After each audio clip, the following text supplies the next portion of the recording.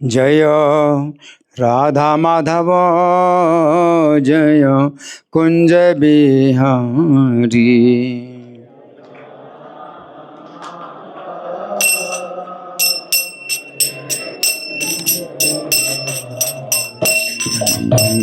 जय राधा माधव जय कुंज बिहारी।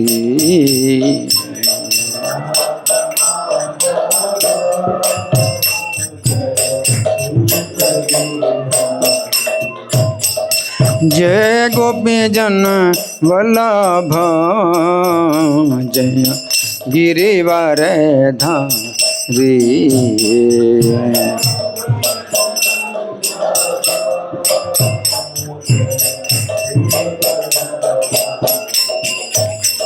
जय गोपी जन वल्लभ जय गिरिवर धारी।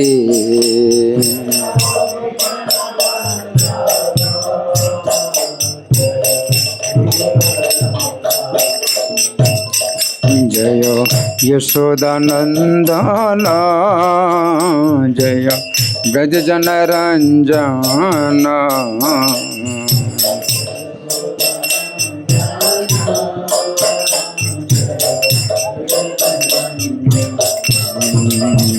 जय यशोदानंदन जय ब्रज जन रंजन। यशोदा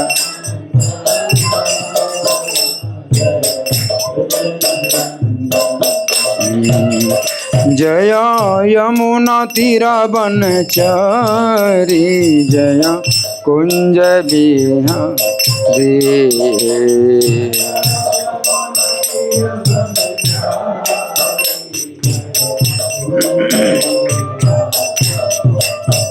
जय यमुना तीरा बनचरी जय कुंज बिहारी।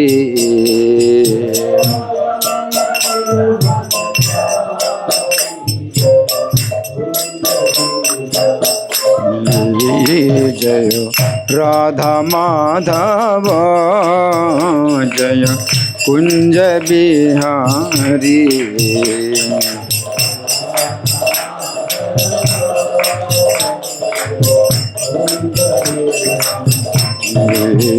जय राधा माधव जय कुंज बिहारी।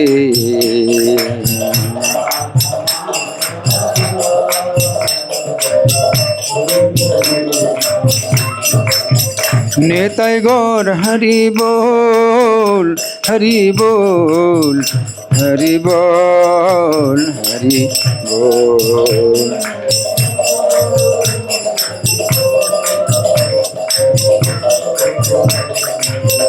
जय प्रभुपदा प्रभुपदा प्रभुपदा प्रभुपदा।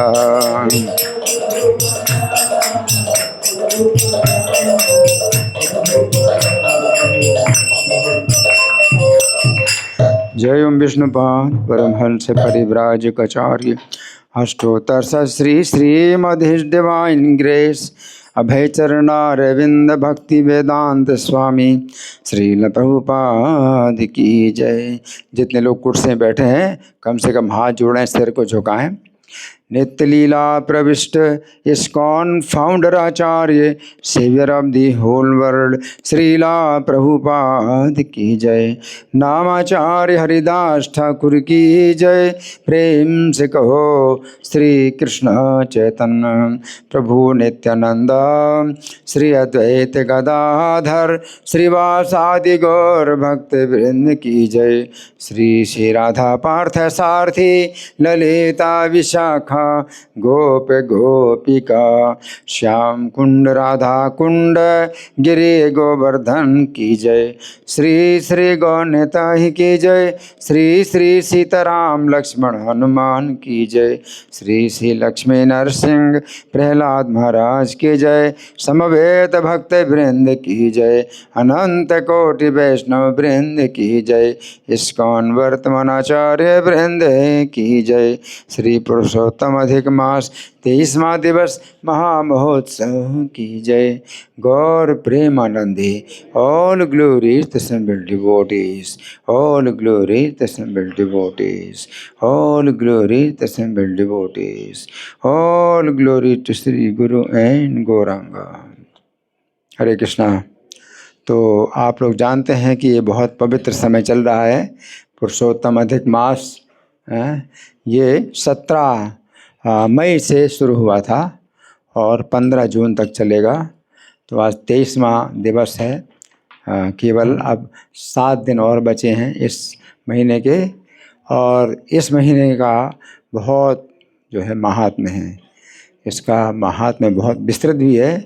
तो अभी तक इस महात्म्य के मैं 12 अध्याय पढ़ चुका हूँ अलग अलग स्थानों में। कहीं पर 1 अध्याय, कहीं 2 अध्याय, ऐसे हमने 12 अध्याय पढ़ लिए हैं। अब 13वां अध्याय मैं पढ़ के सुनाऊंगा, और उसमें भी कितना मैं समय है हमारे पास में कि हम सुन पाएंगे, और आगे की जो कथा है वो संक्षेप में मैं बताऊंगा। तो आप लोग सुनिए। ये कथा हो रही है नैमिषारण्य में। कहाँ?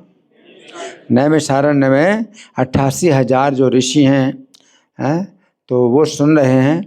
और कौन सुना रहे हैं? सूत गोस्वामी। सूत गोस्वामी सुना रहे हैं कथा को, है ना। तो जो सुनने वाले हैं वो ऋषि हैं। ऋषि लोग जो है सुन रहे हैं इस कथा को। तो ऋषियों ने पूछा कि हे सूत जी, हे महाभाग्यशाली, जो कथा सुनाए वो बहुत भाग्यशाली। हे महाभाग्यशाली, हे प्रवचनकर्ताओं में श्रेष्ठ है, पुरुषोत्तम मास की आराधना करने से दृढ़ धनवा ने कैसे फल प्राप्त किया और क्या फल प्राप्त किया। राजा दृढ़ धनवा ने कैसे और क्या फल प्राप्त किया। सूत सूत महाभाग वदनो वदतांबर, दृढ़ धनवा कथम प्राप पुरुषोत्तम सेवना। सुंदर साम्राज्य प्राप्त किया। राजा दृढ़ धनवा ने सुंदर साम्राज्य प्राप्त किया, पतिव्रता रानी प्राप्त की, पुत्र और पौत्र सब प्राप्त किए। और किस प्रकार भगवान के गोलोक को प्राप्त किया, जो बड़े बड़े योगियों को भी दुर्लभ है। स्वराज्यम पुत्र पौत्रादीन ललनाम च पतिव्रताम, कथम च भगवन लोकम अवाप्य योगी दुर्लभम। हे तात, आपके मुख कमल से निरंतर कथा सार सुनते सुनते हम लोगों को उसी प्रकार तृप्ति नहीं हो रही है जिस प्रकार अमृत पान करने वालों को तृप्ति नहीं होती है। हम लोग कथा का अमृत पी रहे हैं, आपके मुख कमल से निकल रही कथा, और हम कथा अमृत पी रहे हैं। कहाँ से पी रहे हैं? कानों से, है ना। कानों से कथा पी जाती है। तो आप लोग पी रहे हैं कथा, आपके कान खोले हैं कि नहीं?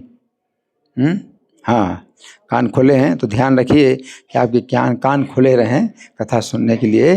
तो वो कह रहे हैं कि हम कथा अमृत, कथा का सार है, सब कथाओं का सार है, कथाओं के सारों का सार है ये।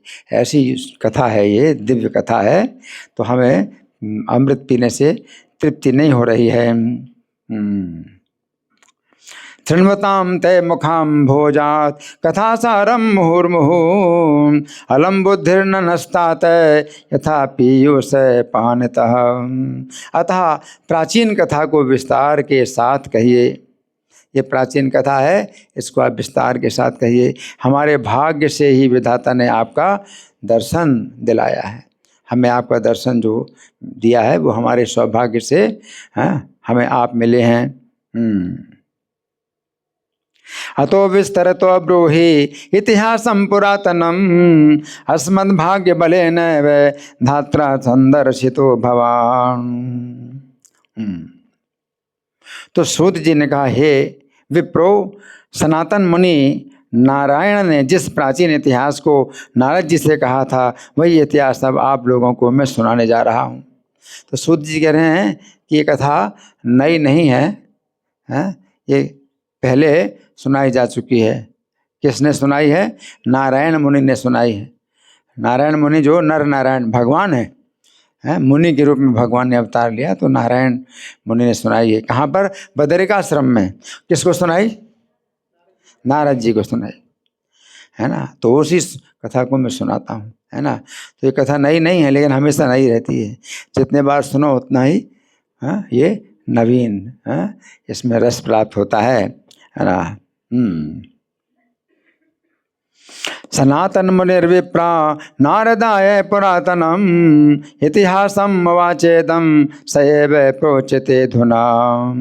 जैसा मैंने सुना, जिस प्राचीन इतिहास को नारद जी से कहा था नारायण मुनि ने, वही इतिहास अब आप लोगों को मैं सुनाने जा रहा हूँ।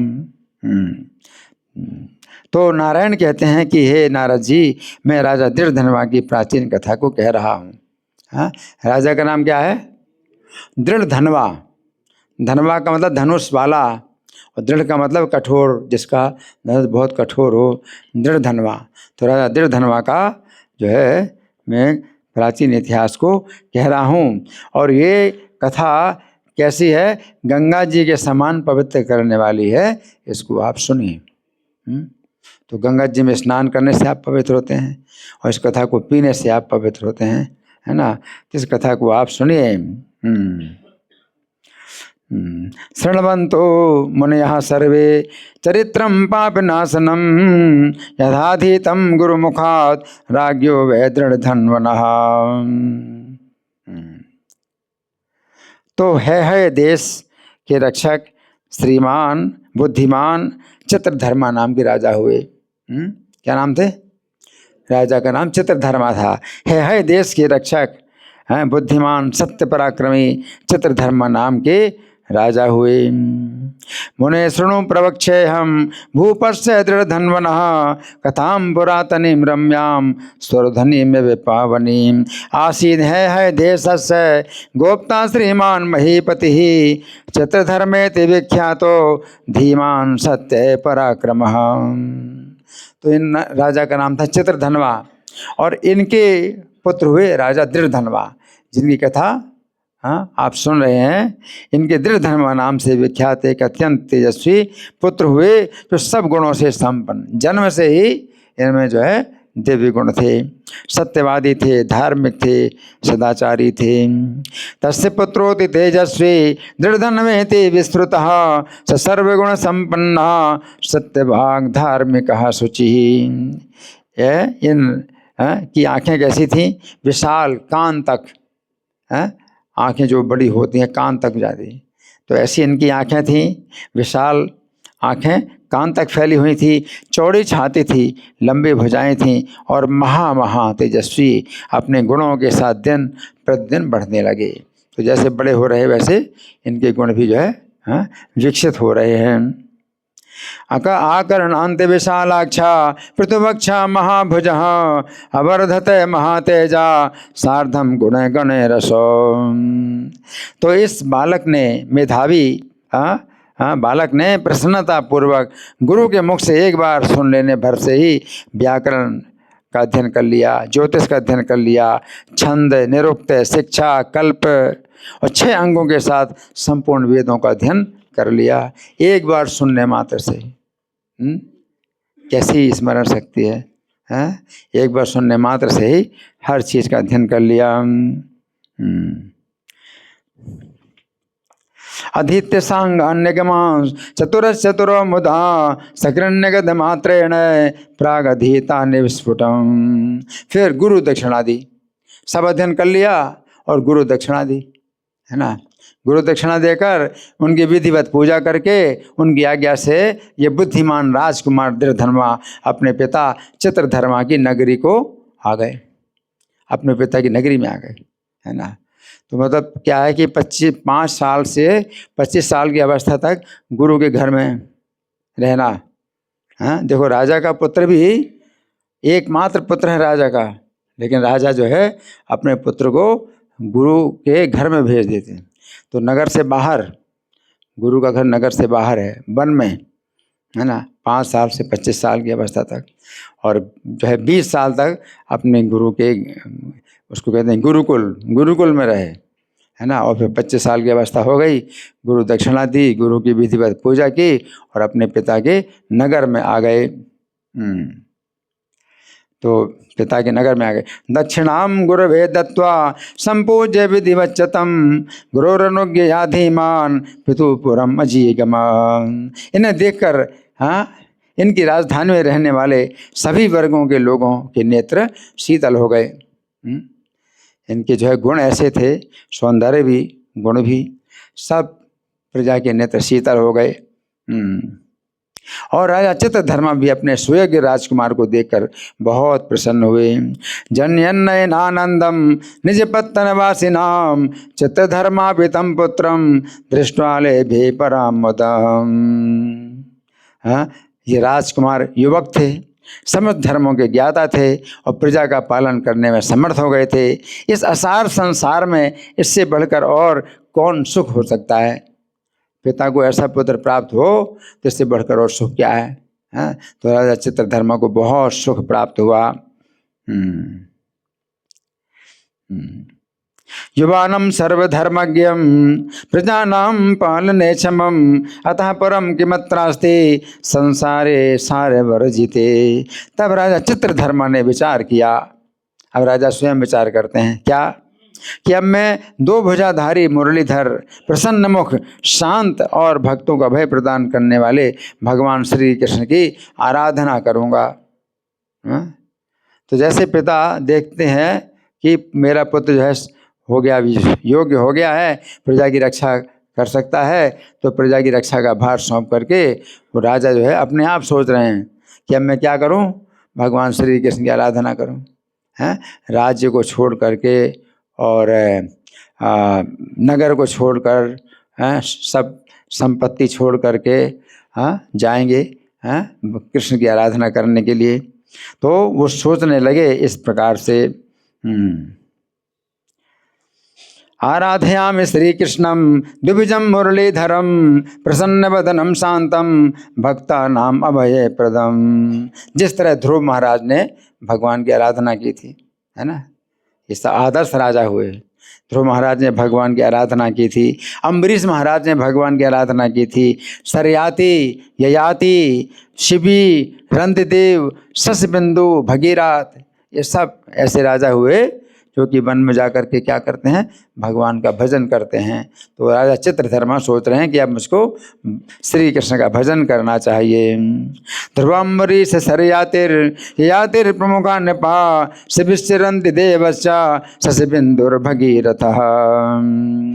भीष्म पितामह, इन्होंने भी कितना भगवान का जो है भजन किया। तो भीष्म पितामह हैं, और विदुर है, दुष्यंत हैं, भरत है, पृथु और उत्तानपाद और प्रहलाद और विभीषण, ये सब ऐसे राजा हुए हैं जो कि राजा होते भी वन में क्या करते हैं, भगवान की आराधना करते हैं। एते चान्य स राजन भीष्मश्च विदुरश्चैव दुष्यन्तो भरतोऽपि वा पृथुरुत्तानपादश्च प्रह्लादोऽथ विभीषणः। एते चान्य च राजानः त्यक्त्वा भोगाननेकशः अध्रुवेण ध्रुवं प्राप्ता आराध्य पुरुषोत्तमम्। तो ये सब जो राजा लोग हो चुके हैं, ये सब विविध प्रकार के भोगों का परित्याग करके इस नश्वर शरीर से भगवान पुरुषोत्तम की आराधना करके शाश्वत पद को प्राप्त हो चुके हैं। तो राजा चित्रधर्मा सोच रहे हैं कि मुझको अब ये कार्य करना चाहिए। वो नहीं सोच रहे हैं कि सीट को ना छोड़ूं जब तक गोली ना लगे। आजकल के नेता लोग वही हैं, सीट नहीं छोड़ते, जब तक गोली ना मारी जाए तब तक सीट नहीं छोड़ते। राजा चित्रधर्मा जो है स्वयं ही सोचते हैं कि मैं अब आराधना करूंगा, है ना। राज्य में कोई आसक्ति नहीं, प्रजा का पालन करने का जो भार है वो एक भार समझ करके राज्य करते थे कि प्रजा का पालन करने का एक बहुत बड़ा भार है ना। और जैसे ही पुत्र योग्य हो गया तो भार सौंप दिया पुत्र को, और अब जो है बिल्कुल कैसे हो गए, बिल्कुल भार से मुक्त हो गए और भगवान का भजन करने के लिए वन में आ गए। तो इस प्रकार से जो है निश्चय किया उन्होंने, अपने योग्य राजकुमार धृधन्वा का राज तिलक कर दिया। स्वयं विरक्त होकर के शीघ्र महर्षि पुलह के आश्रम में चले गए। इति निश्चित मनसा समर्थे दृढ़ धन्वनी धुरम्यस्य जगामाशु विरक्तः पुलभाश्रमम। वहाँ पहुंचकर समस्त कामनाओं को त्याग करके भोजन करना छोड़कर निरंतर श्री कृष्ण का ध्यान करते हुए तपस्या करने लगे। वन में जाते हैं तो भोजन वहाँ होते ही नहीं है, भोजन जो पकाया जाता है वो तो भोजन है ही नहीं। वहाँ तो भोजन अगर कुछ मिलता है तो फल मिलते हैं, अगर फल मिले तो, और ना फल मिले तो सूखे पत्ते खा करके रहेंगे, सूखे पत्ते ना मिलें तो पानी पी के रहेंगे, पानी भी ना मिले तो हवा पी करके रहेंगे। इस प्रकार से है ये वन की तपस्या होती है। वन में कुछ भी निश्चित नहीं कि क्या मिलेगा क्या नहीं मिलेगा, कुछ नहीं मिलेगा तो जब हवा पी करके रहेंगे। इस प्रकार से जो है ये करते हैं। तो फिर तपस्या करने लगे, भोजन करना छोड़ करके तपस्या करने लगे। तत्र गत्वा तपस्ते पे श्री कृष्णम मनसा स्मरन निस्पृहा सर्व कामेभ्यो निराहारो निरंतरम। बहुत समय तक तप करके वे भगवान के परम धाम को चले गए। जब दृढ़धर्मा ने सुना कि मेरे पिता को वैष्णवी गति प्राप्त हो गई है, दृढ़धर्मा राजा हैं, उनको पता चला कि मेरे पिता को वैष्णवी गति प्राप्त हो गई है। कियत् कालम तपस्तत्वा हरेर्धाम जगाम सह दृढ़धन्वा विशुस्राव स्वपितुर्वैष्णवीं गतिम। तो पिता के वियोग से उन्हें शोक हुआ। तो जब किसी वैष्णव का तिरुभाव होता है तो हर्ष और शोक दोनों का अवसर प्राप्त होता है। हर्ष का अवसर यह है कि वो भगवान के परम धाम चले गए, और शोक का विषय यह है कि अब हमारे बीच में नहीं रहे। तो राजा दृढ़धर्मा को अपने पिता के इस वैष्णवी गति के कारण हर्ष भी हुआ और शोक भी हुआ। तो उनको शोक हुआ, परंतु परम धाम की प्राप्ति से हर्ष भी हुआ। तब पितृभक्त राजा ने धर्मशास्त्र के ज्ञाता विद्वानों के कथनानुसार समस्त अंतिम कार्य किया। श्राद्ध के जो कार्य हैं सब संपन्न किए। हर्ष शोक समाविष्टो करो दौर्ध देहिकम पितृभक्त्या महीपालो विद्वज्जन्य वचः स्थिति। राजनीति के ज्ञाता हैं राजा दृढ़धन्वा, अत्यंत सुंदर थे, पवित्र थे, और पुष्करावर्तक नामक नगर में राज्य करने लगे। कौन सा नगर था? पुष्करावर्तक नगर, इसमें राज्य करने लगे। पुष्करावर्तक है पुण्य नगरे त्यंत शोभिते राज्यम चकार भूपालो नीति शास्त्र विशारद। इनकी रानी का नाम था गुण सुंदरी। क्या नाम था? गुण सुंदरी विदर्भ देश की राजकुमारी थी। समस्त पृथ्वी पर उसके समान सौंदर्य शालिनी अन्य कोई महिला नहीं थी। तस्य शीलवती भार्या नामना या गुण सुंदरी विदर्भराज तनया रूपेण प्रतिमा भुवि। रानी ने सुंदर, निपुण और सदाचारी 4 पुत्रों को जन्म दिया। कितने पुत्रों को जन्म दिया? 4 पुत्रों को जन्म दिया। और एक जो है कन्या चारुमती नाम की बहुत ही जो है सुंदर कन्या को जन्म दिया। पुत्रान् सा सुसवे दिव्यान् चतुरान् गुणवान् शुभान् पुत्रीं चारुमतीं नाम सर्वलक्षण संयुताम। राजकुमारों के नाम थे चित्रवाक, चित्रवाह, मणिमान और चित्रकुंडल। ये 4 राजकुमार थे। ये सभी राजकुमार सूरवीर थे, अपने अपने नामों से पृथक पृथक विख्यात हुए। चित्रवाक चित्रवाहश्च मणिमान चित्रकुंडलः सर्वे ते मानिनः शूरा विख्याता नाम अभिवृत। राजा दृढ़धन्वा अपने गुणों से प्रसिद्ध हुए। ये शांत थे, इंद्रियों को अपने बस में करने वाले थे, दृढ़ व्रती थे, रूपवान थे, गुणवान थे, शूरवीर, लक्ष्मी से संपन्न थे, प्रकृति से सुंदर स्वभाव वाले थे। दृढ़धनवा गुण ख्याता, शांतो दांतो दृढ़व्रतः, रूपवान गुणवान शूरः, श्रीमान प्रकृति सुंदर। चारों वेदों को जानने वाले, व्याकरण, ज्योतिष और 6 अंगों के जानने वाले, वाणी से सबको मोह लेने वाले थे, धनुर्विद्या में पारंगत थे, काम, क्रोध, लोभ, मोह, मत्सर इन शत्रुओं को भली भांति जीतने वाले थे, और शत्रुओं की हस्ती को मिटा देने वाले थे। दृढ़धनवा गुण ख्याता, शांतो दांतो दृढ़व्रतः, रूपवान गुणवान शूरः, श्रीमान प्रकृति सुंदरः, वेद वेदांग विद्वाग्मी, धनुर्विद्या विशारदः, सुनिर्जिता ऋषण्वर्गः, शत्रुसंग विदारणः। क्षमा में पृथ्वी के समान थे। राजा जो है क्षमा में कैसे थे? पृथ्वी के समान थे।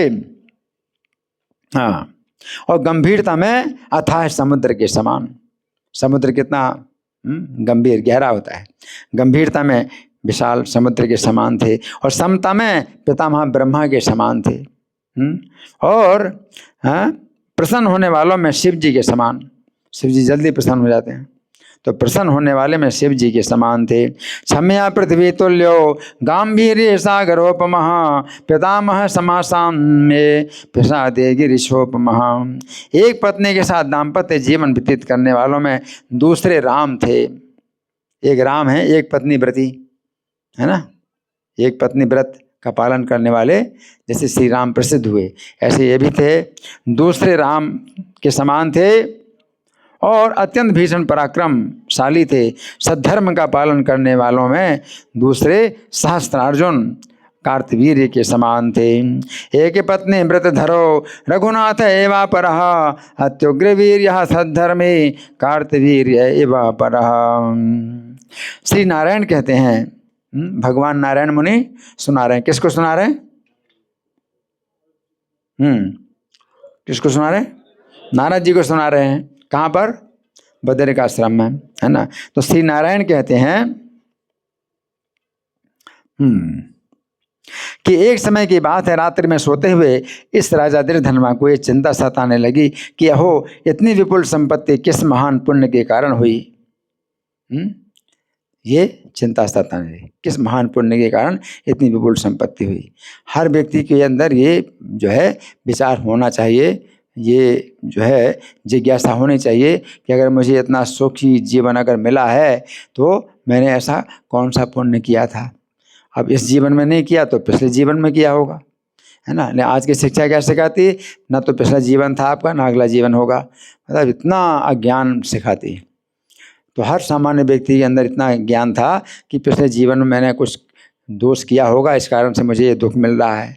पिछले जीवन में मैंने कुछ ऐसा पुण्य किया होगा कि जो मुझे सुख मिल रहा है ना। तो ये सब चीज़ें जो है मतलब सामान्य जिज्ञासा होती है कि मैंने क्या किया। तो उनको जिज्ञासा हुई, और जिज्ञासा क्या, चिंता हो गई कि मैंने क्या किया। तो किस महान पुण्य के कारण हुई। एक दानसी सुप्तस्य चिंतासी तस्य भूपते, अहोजम वैभवा के न पुण्य न महता भव। ना तो मैंने तपस्या की, ना तो दान किया, ना कभी हवन यज्ञ किया। अब अपने सौभाग्यशाली होने का कारण पूछूं तो किससे पूछूं। अब पिछले जन्म में कुछ किया होगा, इस जीवन में तो कुछ किया नहीं, तो पिछले जीवन में किया तो अब किसको पूछूं मैं, है कि मेरा ऐसा कुछ हुआ पुण्य, है ना। तो ये सब चीज़ें जो है पूछना चाहिए। लेकिन जो आसुरी स्वभाव के लोग हैं वो क्या सोचते हैं कि जो कुछ भी मुझे मिला है, सुख मिला, सफलता मिली, संपत्ति मिली, वो मेरे अपने गुणों के कारण मिली। तो ऐसा कुछ भी नहीं है, हैं? अपने कर्मों के कारण ही जो है सुख दुख मिलते हैं। तो ये होना चाहिए कि मेरा ऐसा कौन सा कर्म हुआ और फिर मैं आगे के लिए और क्या करूं जिससे अगले जीवन में भी हो। तो ये चिंता होनी चाहिए हमेशा। ये नहीं कि बस अब मैं निश्चिंत हूँ, मेरे ही अंदर ऐसे गुण हैं और हमेशा बना रहूँगा, ऐसा थोड़ी है। हमें और करना चाहिए, हैं? अगर कुछ सुख मिला है तो मुझे और करना चाहिए ताकि ये सुख हमेशा मिलता रहे, है ना। तो वो जो है ये चिंता कर रहे हैं, तो चिंता होनी चाहिए। तो चिंता सताने लगी, हैं, किससे पूछूं? ना मया च तपस्तप्तम न दत्तम न हुतम क्वचिन कमिदम परिपृच्छामि मम भाग्यस्य कारणम। इस प्रकार सोचते सोचते सारी रात बीत गई, पूरी रात सोए नहीं। इसी चिंता में पूरी रात बीत गई। प्रातःकाल ब्राह्म मुहूर्त में उठे, प्रातःकाल नहीं ब्राह्म मुहूर्त, इसमें गलत छिपा है, इस श्लोक में ब्राह्म मुहूर्त बताया है। तो ब्राह्म मुहूर्त प्रातःकाल से बहुत पहले होता है। प्रातःकाल तो 5:46 से 8:10 तक होता है प्रातःकाल, और ब्राह्म मुहूर्त होता है 4:10 से 4:58 तक, है ना। तो ब्राह्म मुहूर्त में उठे हैं, तो ब्राह्म मुहूर्त में उठे। तो ब्राह्म मुहूर्त में उठकर विधिवत स्नान किया। एवं चिन्तयतस्तस्य रजने विरतिम गतः ब्राह्मे मुहूर्त उत्थाय स्नानम कृत्वा यथा विधि। फिर उन्होंने पूजा पाठ किया और मंदिर में जाकर के भगवान का पूजन किया, ब्राह्मणों को दान दिया, उन्हें नमस्कार करके घोड़े पर सवार हो गए। उपस्थाय अर्कमद्यंतम संतर्प्य भगवत कला दत्वा दानानि विप्रेभ्यो नमस्कृत्वा स्वमारुह। फिर शिकार खेलने की इच्छा से शीघ्र वन की ओर चले गए। राजा जो है शिकार खेलते थे, है ना, राजा लोगों को जो है शिकार खेलने की अनुमति थी। तो राजा शिकार खेलने के लिए वन में चले गए, बहुत से मृगों को, स्वरों को, शेरों को शिकार किया। तथोरण्यम जगामासु मृगे आसक्त मानसः मृगान वराहान शार्दूलान जघान गभयान बहून। उस समय राजा दृढ़धर्मा के बाण से घायल हुआ एक मृग तुरंत बाण से विदा होने पर भी एक वन से भागता हुआ दूसरे वन में घुस गया। कश्चिन मृगो हतोरण्ये बाणेन दृढ़ धन्वना वनान् वनान्तरम यातो बाणमादाय सत्वरम। राजा भी जहाँ जहाँ खून टपका हुआ था उसी रास्ते से मृग के पीछे पीछे गए, परंतु मृग किसी झाड़े में छिप गया था और राजा वन में भटकते रहे। सोनते स्तुति मार्गेण राजा पिन्हुय मृगम मृगा कुत्रापि संलीनो राजा भ्राम बनम बनाद बनम।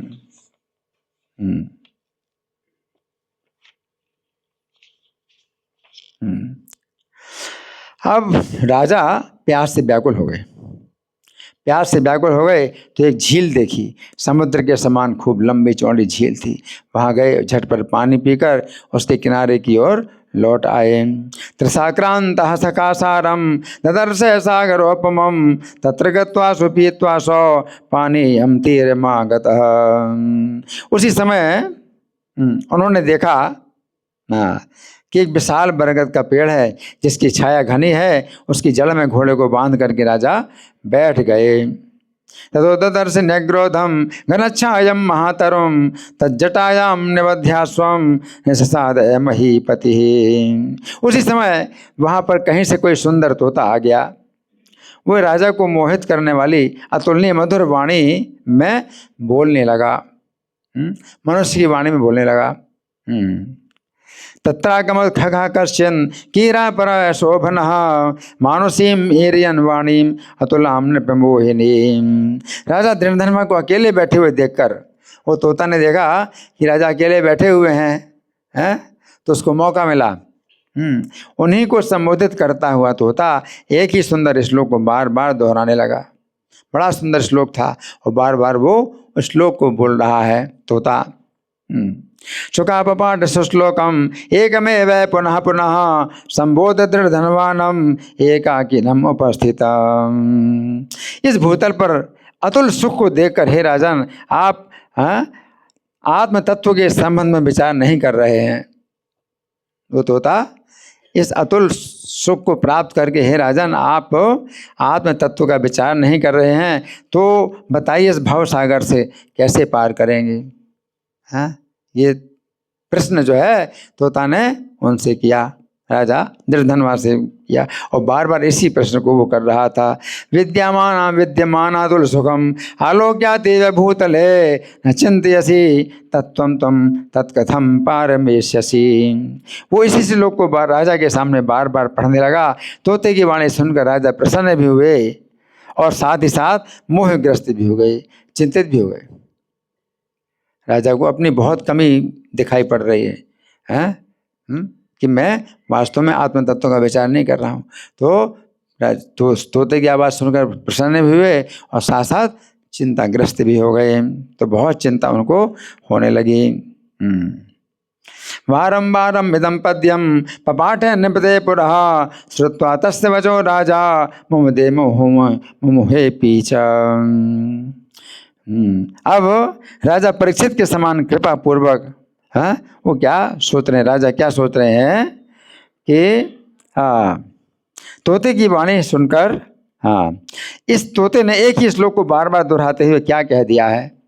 राजा धीरधर्मा सोच रहे हैं, इस तोते ने एक ही श्लोक को बार बार दोहराकर क्या कह दिया है, जो वेदांत के सार से युक्त है और नारियल के फल के समान बड़ी कठिनाई से समझ में आने योग्य है। नारियल का फल तो अंदर जो है उसकी जो गिरी होती है वो बड़ी स्वादिष्ट होती है, लेकिन गिरी को पाने के लिए फोड़ना पड़ेगा, बड़ा कठोर उसका छिलका होता है। तो श्लोक भी ऐसा ही है कि बड़ा मुश्किल है इसको समझ पाना, है ना। तो नारियल को तोड़ने की तरह इस श्लोक को समझना। तो वो सोचे नारियल के फल के समान ये श्लोक है जिसमें कि बहुत बड़ा सार छिपा हुआ है, लेकिन मैं कैसे तोड़ूं इसको, इस श्लोक को कैसे तोड़ करके इसका अर्थ समझ पाऊँ। तो वो सोच रहे हैं कि मैं तदुक्तवान की रहा एकम पद्यम पुनः पुनः नारिकेलम विभागम्यम दुर्बोधम सारे संभृता।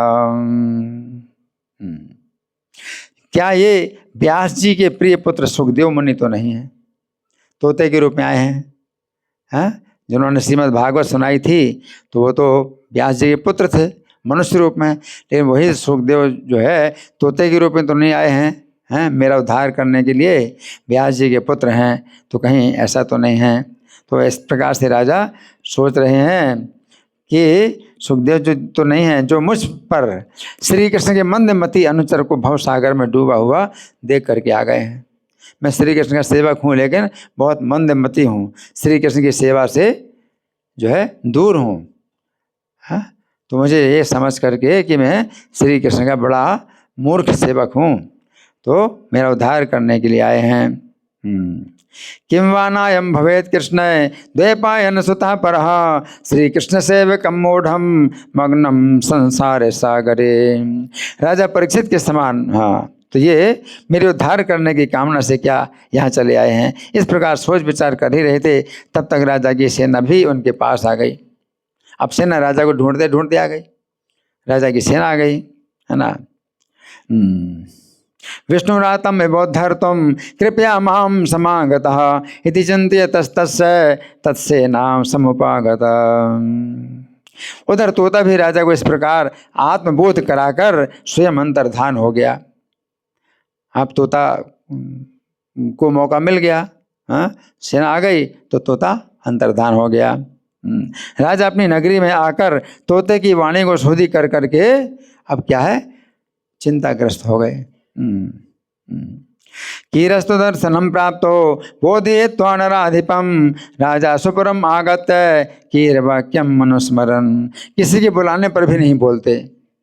अब राजा को क्या हो गया, चिंता की बीमारी हो गई, किसी के बुलाने से भी नहीं बोलते हैं, और खाना पीना और सोना बिल्कुल छोड़ दिया। रात में तो उस रात में भी नहीं सोए थे, और अब उनका सोना बिल्कुल बंद ही हो गया, खाना पीना सोना बिल्कुल बंद हो गया। तब रानी ने आकर एकांत में राजा से इसका कारण पूछा। रानी ने पूछा, है ना, वाच्यमानो विनावोचन विनिद्रस्त्यक्त भोजन रागी रहा समागत राजानम पर ये पृच्छत। रानी गुण सुंदरी बोली, हे पुरुष रत्न, आप ये अन्य मनस्कता कहाँ से आई। हे महाराज, उठिए उठिए, भोजन पानी कीजिए और गुमसुम रहना छोड़ दीजिए।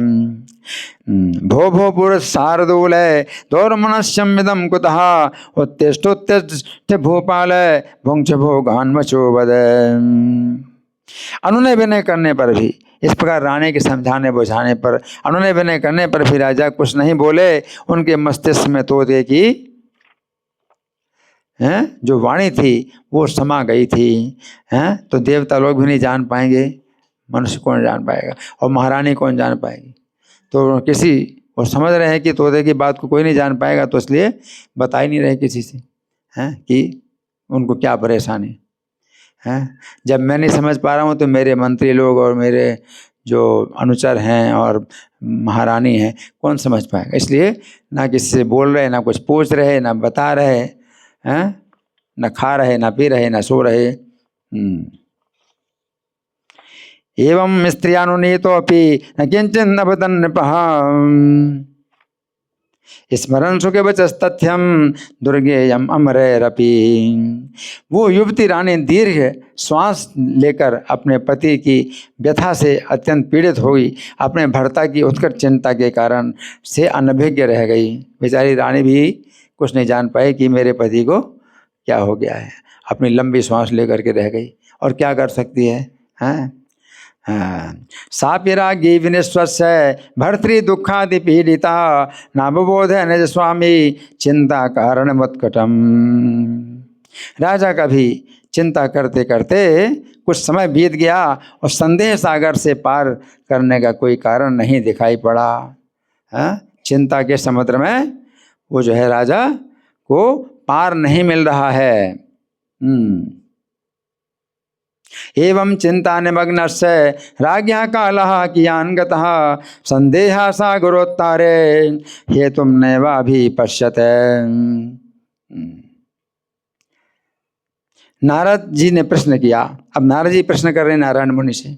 नारद जी ने प्रश्न किया, हे ऋषि प्रवर, इस प्रकार चिंताग्रस्त राजा धृतधन्वा का आगे चलकर क्या हुआ सो आप बताइए, क्योंकि भगवान विष्णु के भक्त का थोड़ा सा भी निर्मल कथानक सुन लिया जाए तो सब पापों का नाश हो जाता है।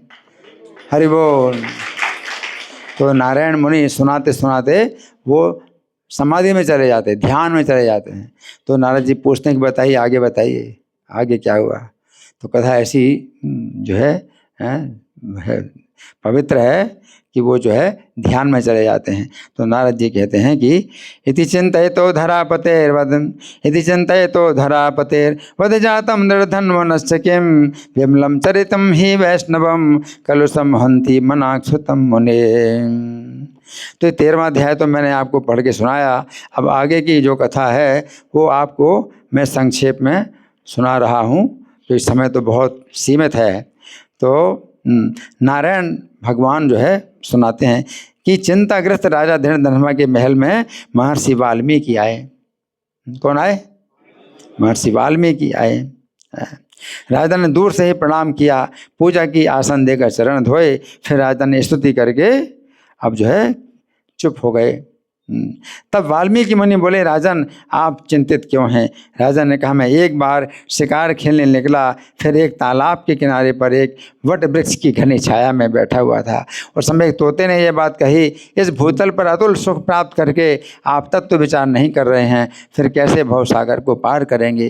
तोते के कथन का क्या तात्पर्य है? मुझे इतना अतुल सुख किस पुण्य से मिल रहा है? इस कथन को सुनकर वाल्मीकि मुनि अब जो है, क्योंकि उसी से प्रश्न किया जाए जो उत्तर दे सके, तो वाल्मीकि मुनि जो है कितने महान ऋषि हैं। तो जब राजा ने पूछा तो वाल्मीकि मुनि ने प्राणायाम किया। 500 रुपये का जुर्माना, जिसके मोबाइल की घंटी बजेगी 500 रुपये की पेनाल्टी है। हरि बोल। हाँ, तो वाल्मीकि मुनि ने जो है राजा के पूर्व जन्म का हाल जानने के लिए प्राणायाम किया पहले, और फिर प्राणायाम करके उन्होंने 1 मुहूर्त तक ध्यान किया। 1 मुहूर्त कितना होता है? 48 मिनट। 48 मिनट तक ध्यान किया। राजा के पूर्व जन्म का पूरा विवरण जानने की, डिटेल जानने के लिए 1 मुहूर्त तक ध्यान किया। और फिर राजा से बोले, राजन आप पूर्व जन्म में क्या थे? है ना, देखो आज की शिक्षा नहीं बताती कि पूर्व जन्म में आप क्या थे, लेकिन आप कुछ थे।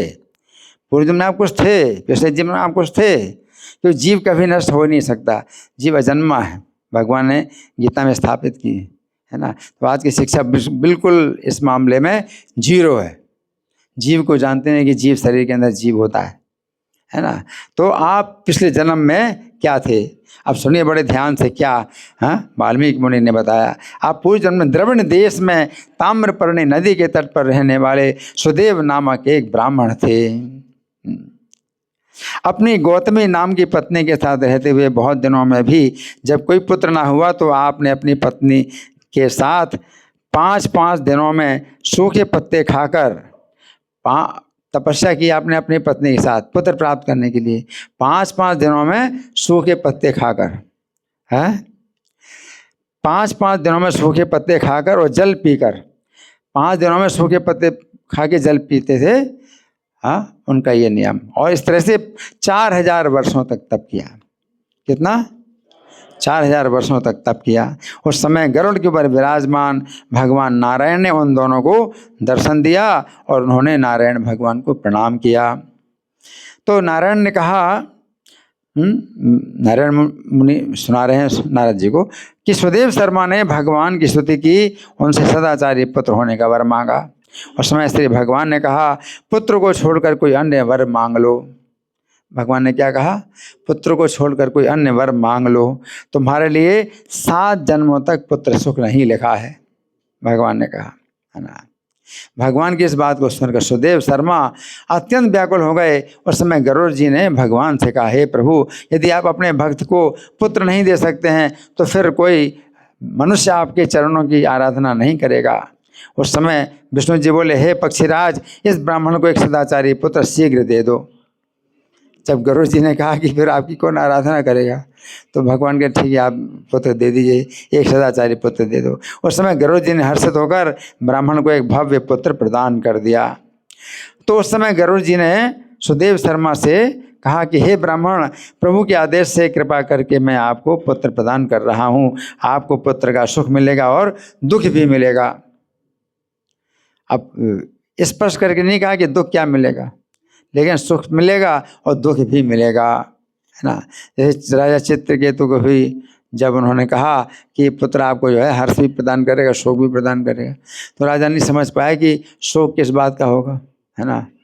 तो गुरु जी ने कहा आपको ये पुत्र जो है आप कोई पुत्र का सुख मिलेगा, दुख भी मिलेगा। इस प्रकार भगवान गरुड़ पर बैठकर अपने धाम चले गए। समय आने पर गौतमी ने एक उत्तम पुत्र को जन्म दिया।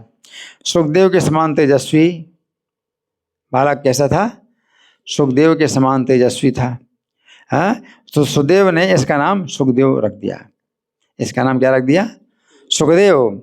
आगे चलकर ये बालक अपने कुशाग्र बुद्धि से गुरु को प्रसन्न करने लगा। एक बार सुखदेव शर्मा के घर में देवल ऋषि आए। कौन ऋषि आए? देवल ऋषि आए, है ना। देवल ऋषि आए। देवल ऋषि का सुखदेव ने स्वागत सत्कार किया और देवल ऋषि अपने चरणों पर पड़ते हुए बालक को देकर बोले, हे सुखदेव, आप धन्य हैं क्योंकि श्रेष्ठ पुत्र आपको प्राप्त हुआ है। ये बालक संपूर्ण सुलक्षणों से संपन्न है, परंतु एक ही महान दोष है। एक ही महान दोष है, आपका ये पुत्र 12वें वर्ष में पानी में डूबकर मर जाएगा। ये सुनकर सुखदेव पछाड़ खाकर गिर पड़े। फिर गौतमी के द्वारा समझाने पर हरि का ध्यान करते हुए शोक का त्याग कर दिया। तो उस समय महर्षि वाल्मीकि ने कहा, अब वाल्मीकि महर्षि सुना रहे हैं किसको? राजा दृढ़धर्मा को, पिछले जन्म की कथा वाल्मीकि में सुना रहे हैं। इस तरह सुदेव शर्मा का बहुत समय बीत गया। एक समय सुदेव कुशा फल फूल आदि लाने वन में गए। उसी समय उनका पुत्र सुखदेव अपने साथियों के साथ बावली में स्नान करने के लिए गया और खेलते हुए सुखदेव ने साथियों को विस्मित करने के लिए गहरे पानी में गोता लगाया। बच्चों को जो है थोड़ा सा होती ना कि भाई उनको चकित करने के लिए गहरे पानी में गोता लगाया। तो गहरे पानी में गोता लगाया, उसका जी घबराने लगा और बाहर निकलने का प्रयत्न करने लगा, परंतु निकल ना सका और मर गया। अब बहुत गहराई में चला गया पानी में। अब जब जी घबराने लगा, मतलब सांस जो है वो हो गई बंद, तो बहुत तेजी से चाहता है कि मैं ऊपर आ जाऊं, लेकिन पानी ये बहुत नीचे था, तो मर गया। उसके मित्रों ने देखा कि वो निकल नहीं रहा है, तो हाय हाय करते हुए गौतमी से सब हाल कहा। उनकी बात सुनकर गौतमी पछाड़ खा कर गिर पड़ी। उस समय वन से सुदेव शर्मा भी आ गए। दोनों पति पत्नी बावली पर गए। अपने मरे हुए पुत्र को छाती से लगाकर फिर गोद में लेटाकर विलाप करने लगे, हे गोपाल, पुत्र की अग्नि से जले हुए मेरी रक्षा कीजिए। तो भगवान से प्रार्थना करते हैं, फिर पुत्र को भी संबोधित करके कि तुम क्यों सो रहे हो, तुम क्यों नहीं जागे अभी तक, तुम्हारे गुरुजी बुला रहे हैं, तुम्हारे साथी खेलने के लिए बुला रहे हैं। इस प्रकार से विलाप करते करते क्या हुआ, उस समय महर्षि वाल्मीकि ने कहा कि हे राजन, उस समय ब्राह्मण सुदेव के विलाप करने पर पानी बरसना शुरू हो गया और 1 महीने तक पानी बरसता रहा, परंतु पुत्र शोक की ज्वाला से संतप्त होने के कारण उन्हें कुछ पता ही नहीं चला। 1 महीने तक कुछ नहीं पता चला। 1 महीने तक ना उन्होंने कुछ खाया, ना पिया, ना सोए और पानी बरसता रहा, तो पानी बरसने की भी उनको कुछ भी पता नहीं चला, है ना। तो क्या हुआ कि ना तो उन्होंने जल पिया, ना भोजन किया। ये श्री कृष्ण का प्रिय पुरुषोत्तम मास था। अब देखो, पुरुषोत्तम मास की आराधना हो गई, अनजान में पुरुषोत्तम मास की आराधना हो गई। सो ना जानते हुए उस ब्राह्मण के द्वारा पुरुषोत्तम मास की आराधना हो गई। इससे प्रसन्न होकर साक्षात भगवान प्रकट हो गए। उस ब्राह्मण ने भगवान का दर्शन किया और भगवान पुरुषोत्तम मास के व्रत से प्रसन्न होकर के बोले, हे सुदेव, ऐसा कोई नहीं है जो आपके समान आपके भाग्य का वर्णन कर सके। अब भगवान बोल रहे हैं क्या कि कोई ऐसा नहीं है जो तुम्हारे भाग्य का वर्णन कर सके। आपका ये पुत्र 12,000 वर्षों की आयु वाला होगा। हे तपस्वी, पुत्र के साथ गृहस्थ आश्रम का सुख भोगने के बाद आप ब्रह्मलोक को जाएंगे। वहाँ पर देवताओं के 1000 वर्षों के बाद भूतल पर आप दृढ़ धनवा नाम के चक्रवर्ती सम्राट होंगे। भगवान ने पिछले जन्म में, अब वाल्मीकि मुनि सुना रहे हैं कि भगवान ने आपको ऐसा बोला था। तो देवताओं के 1000 साल तक आप ब्रह्मलोक में निवास करेंगे और उसके बाद फिर राजा दृढ़धर्मा के नाम से चक्रवर्ती सम्राट होंगे। 10,000 वर्ष पर्यंत पृथ्वी पर राज्य करेंगे। आपकी ये पत्नी गुण सुंदरी नाम की पटरानी होगी। जो भी गौतमी नाम की पत्नी है आपकी, ये जो है आपकी रानी होगी गुण सुंदरी नाम से। जब आप भगवान श्री कृष्ण को भूल जाएंगे उस समय ये आपका पुत्र शुक पक्षी बनकर वन में आपको बोध कराएगा। यही पुत्र जिसके लिए आपने इतना विलाप किया और 12,000 साल की आयु हो गई है, तो ये 12,000 साल के बाद आप 1000 साल तक इसके अपने पुत्र के साथ रहेंगे, फिर आप जाएंगे ब्रह्मलोक को और आपका पुत्र 12,000 साल के बाद जाएगा वैकुंठ में, है ना। तो यही पुत्र जो है आपका जो है क्या कराएगा, शुक पक्षी बनकर वन में आपको बोध कराएगा। तो ये वैकुंठ से आया, इनका जो पुत्र है सुखदेव, ये वैकुंठ से आया। ये सोच कर कि मेरे पिता क्यों हैं पृथ्वी में जो है सड़ रहे हैं, मैं तो वैकुंठ में हूँ, मेरे पिता यहाँ क्यों सड़ रहे हैं। तो ये बोध कराएगा, आपका पुत्र आपको बोध कराएगा सुख पक्षी बन करके। तोते की बात सुनकर आप उदास होकर राजमहल में जाकर चिंता के समुद्र में डूबे रहेंगे। तब महर्षि वाल्मीकि आकर आपको ज्ञान कराएंगे। और महर्षि वाल्मीकि ही बता रहे हैं कि भगवान ने आपसे कहा था कि महर्षि वाल्मीकि आकर आपको ज्ञान कराएंगे, है ना। उनके वाक्यों से आपका संशय दूर हो जाएगा और शरीर को छोड़कर युगल दंपति परम पद प्राप्त करोगे। इस प्रकार श्री कृष्ण के कहने पर बालक उठ खड़ा हुआ और वे युगल दंपति पुत्र को जीवित देकर आनंद मग्न हो गए। उस समय सुदेव ब्राह्मण ने अपना संदेह प्रस्तुत किया। अब सुदेव ब्राह्मण ने यानी वाल्मीकि मुनि कह रहे हैं कि आपने अब संदेह प्रस्तुत किया भगवान से। सुदेव ब्राह्मण कौन है? आप ही हैं। तो सुदेव ब्राह्मण ने अपना संदेह प्रस्तुत किया। अब सुनिए क्या संदेह है, बहुत इसमें गहराई है। क्या संदेह है? हे श्री कृष्ण, मैंने 4000 वर्ष तक अत्यंत दुस्तर तपस्या की, परंतु आपने उस समय अत्यंत चुभने वाली बात कही थी कि हे वत्स, आपको पुत्र नहीं है, नहीं है, नहीं है। 3 बार कहा कि पुत्र नहीं है, नहीं है, नहीं है, है ना। तो उस वाणी का उल्लंघन कर मेरे पुत्र को जीवित करने का कारण क्या है?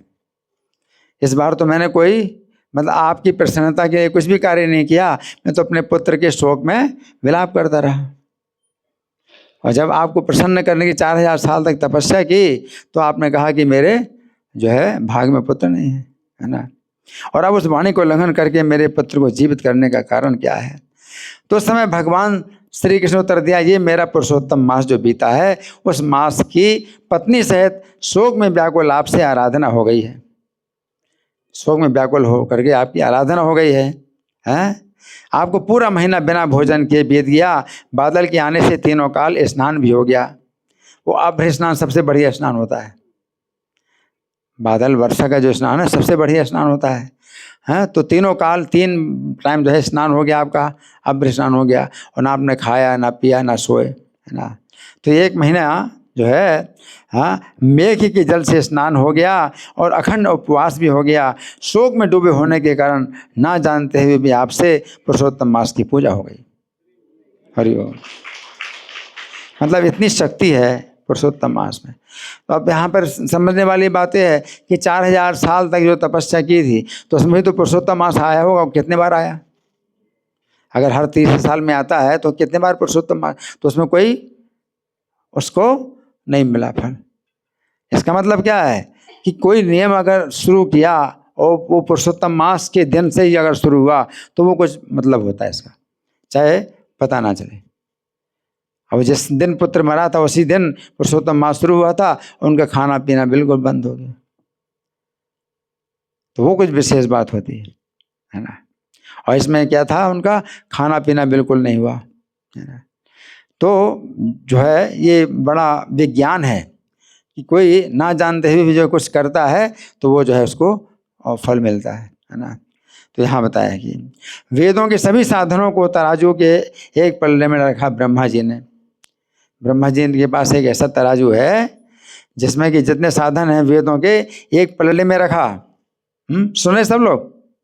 एक पल्ले में रखा और दूसरे पल्ले में पुरुषोत्तम मास को रखा। ब्रह्मा जी ने देवताओं के सामने तोला, सब देवताओं को दिखाने के लिए। एक पल्ले में पुरुषोत्तम मास रखा और दूसरे पल्ले में सब साधन, वेदों के सब साधन रखे हैं। तो हाँ, पुरुषोत्तम मास वाला पल्ला भारी हो गया। हरि बोल। मनुष्य का शरीर पाकर भी जो व्यक्ति पुरुषोत्तम मास में ना तो स्नान करते हैं, ना दान करते हैं, ना व्रत उपवास करते हैं, वे जन्म जन्म में दरिद्र होते हैं।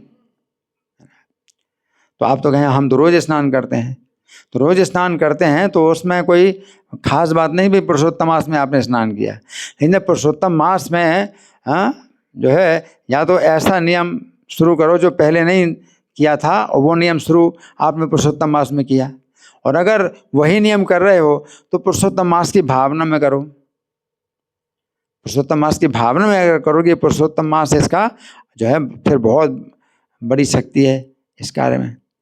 तो पुरुषोत्तम मास की भावना में करो, या अनजाने में अगर करते हो तो पुरुषोत्तम मास से शुरू हो जाए, है ना। तो जो पुरुषोत्तम मास में ना तो स्नान करते हैं, न दान करते हैं, न व्रत उपवास करते हैं, वे जन्म जन्म में दरिद्र होते हैं। इस प्रकार भगवान गरुड़ पर बैठकर वैकुंठ चले गए और सुदेव शर्मा पुत्र को जीवित देकर प्रसन्न रहने लगे। 1000 वर्षों तक अपनी पत्नी के साथ सुख भोगते हुए ब्रह्मा जी के लोक में गए। फिर वहाँ से गौतमी और सुदेव शर्मा इस पृथ्वी पर आए। वही सुदेव शर्मा आप दृढ़धर्मा नाम के विख्यात राजा हैं, और वो गौतमी ही आपकी पटरानी गुण सुंदरी है। अरे सुखदेव नाम वाले आपके पुत्र जिन्हें श्री कृष्ण ने पुनर्जीवन दिया था, वे 12000 वर्ष तक आयु भोगकर वैकुंठ गए। वही वन में तोता के रूप में आपके लिए वैसा वचन बोले थे। उस समय राजा धर्मा महर्षि वाल्मीकि को बहुत प्रणाम करके बहुत प्रसन्न हुए। हरि बोल। तो ये कथा जो है मतलब क्या है कि बहुत सुंदर कथा है महात्म्य की। अब आप लोगों की ओर से कोई प्रश्न है? हमारे पास कुछ समय है, तो कोई प्रश्न है आपका? कोई चर्चा है या मैं प्रश्न करूं? मैं प्रश्न करूं? ठीक है, तो मैं प्रश्न कर रहा हूं। तो ये जो पुरुषोत्तम मास है इसका महात्म्य है, बहुत बड़ा महात्म्य है ना। हाँ, लेकिन जैसे आप जो है डेली मंगल आरती करते हैं या मान लो डेली 16 माला जप करते हैं, तो पुरुषोत्तम मास में भी कर रहे हैं, तो क्या कुछ विशेष फल होगा इसका? नहीं होगा। लेकिन विशेष फल होगा अगर आप पुरुषोत्तम मास की भावना में करें कि पुरुषोत्तम महीना है ना। तो इसके लिए क्या है, एक तो तरीका यह है कि आप कथा सुनो। अगर आप मेरे चैनल में जाएंगे तो मेरे नाम से जो चैनल है उसमें आप प्लेलिस्ट में जाएंगे और पुरुषोत्तम मास का एक बॉक्स मिलेगा, उसमें 50 से ऊपर करीब 57-58 लेक्चर हैं। तो अगर आप सुनेंगे उन लेक्चरों को तो पुरुषोत्तम मास के महात्म का जो है आप तो आपकी चेतना उस प्रकार की होगी, ये पुरुषोत्तम मास चल रहा है ना। तो ऐसे में जो है आप जो कुछ कार्य करते हैं, जप करते हैं और जो है कथा सुनते हैं या जो है भक्तों का संग करते हैं तो उसका जो है वो विशेष फल मिलेगा, ठीक है ना। तो ये कथा सुनना अपने आप में बहुत बड़ा जो है कार्य है, बहुत बड़ी भक्ति है, इससे बहुत शुद्धिकरण होता है। तो कथा तो रोज़ सुनते हैं, लेकिन जब पुरुषोत्तम मास के महात्म्य की जब कथा सुनते हैं तो फिर आपकी चेतना में जो है मतलब ये बात आएगी कि पुरुषोत्तम मास चल रहा है, ठीक है ना। तो इस तरह से आप लोग जो है इसका लाभ उठा सकते हैं। ये आप हमेशा याद रखो इस बात को। तो याद रखना मुश्किल होता है क्योंकि रोज़ का अपना जो कार्य है वो अपने करते रहते हैं, उसी प्रकार से करते हैं जैसे रोज़ कर रहे हैं, है ना। तो याद नहीं रहता, इसलिए याद रखने के लिए आपको अगर कुछ ऐसे कारण मिल जाएं कि याद रहे कि ये पुरुषोत्तम मास चल रहा है तो फिर जो है इसका फल मिलता है, ठीक है। किसी का प्रश्न नहीं है तो फिर प्रिया प्रभु हैं, कुछ बोलेंगे आपके सामने। हरे कृष्णा।